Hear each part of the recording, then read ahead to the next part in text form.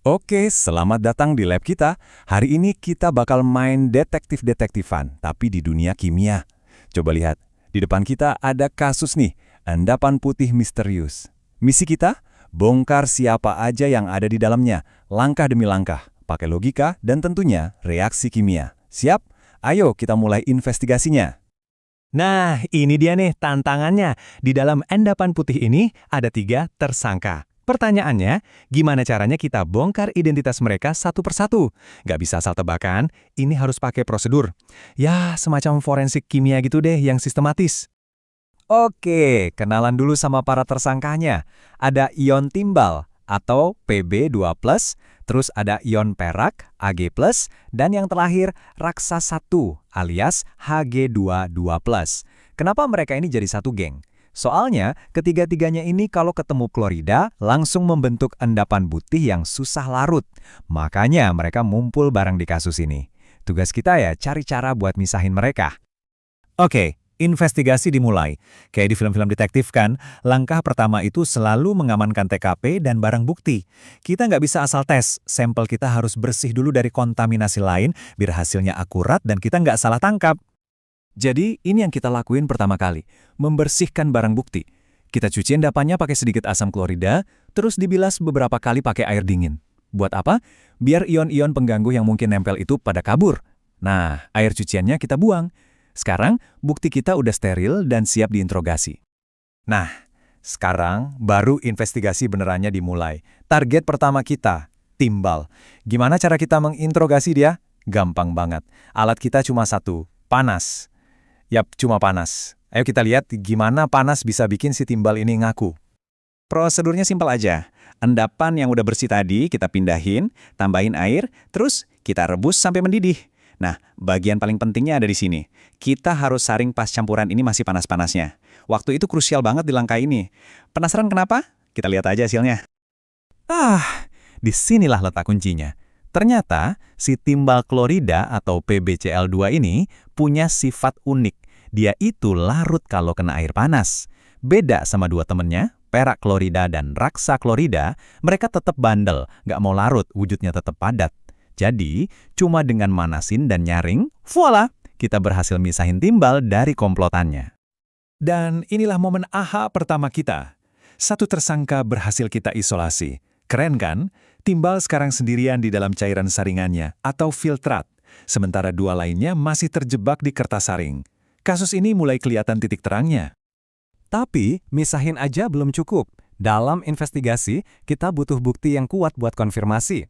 Jadi, filtrat yang isinya timbal tadi kita bagi 3, terus kita tes. Lihat nih, pas ditambah kalium kromat, boom, jadi endapan kuning. Dikasih kalium iodida, endapan kuning juga.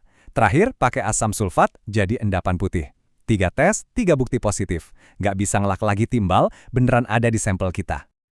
Oke, satu tersangka udah ketangkep. Sekarang perhatian kita pindah ke sisa endapan alias residu. Di situ masih ada perak sama raksa yang berduaan.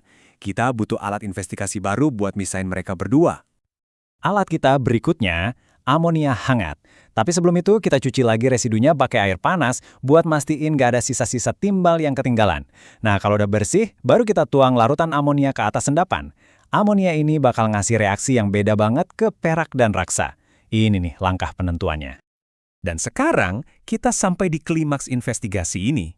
Reaksi yang bakal kita lihat ini benar-benar salah satu yang paling ikonik dan dramatis di kimia kualitatif. Ini momen di mana 2 tersangka terakhir bakal ketahuan identitasnya, barengan. Coba tebak, apa yang bakal terjadi pas cairan amonia yang bening itu kena endapan putih sisa tadi? Ini bukan reaksi biasa loh. Udah siap? Dan jeng-jeng, endapannya jadi hitam pekat. Gila kan? Perubahan warna yang mendadak dan drastis ini adalah petunjuk visual yang super kuat. Gak ada keraguan lagi di sini. Ini dia poin pentingnya. Dari 2 tersangka sisa, cuma raksa klorida yang kalau ketemu amonia bakal berubah jadi endapan hitam kayak gini. Ini reaksi khasnya dia, semacam sidik jari kimianya.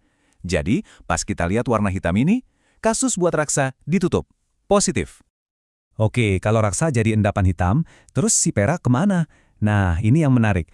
Waktu raksa mengendap, perak malah kebalikannya. Dia bereaksi sama amonia, tapi malah jadi ion kompleks yang larut di air. Jadi dia itu lagi sembunyi di dalam cairan bening hasil saringan yang baru kita kumpulin. Gimana cara maksa perak keluar dari persembunyiannya? Ya kita tes lagi, kita tambahin asam nitrat dan bam! Endapan putih perak klorida nongol lagi. Kita tes pakai kalium iodida, muncul endapan kuning pucat yang khas. Dan yang paling keren, pakai reagen rodanin, warnanya jadi merah. 3 bukti ini udah lebih dari cukup buat mengunci identitas tersangka terakhir kita, perak. Dan kasus ditutup. Ketiga tersangka udah berhasil kita identifikasi.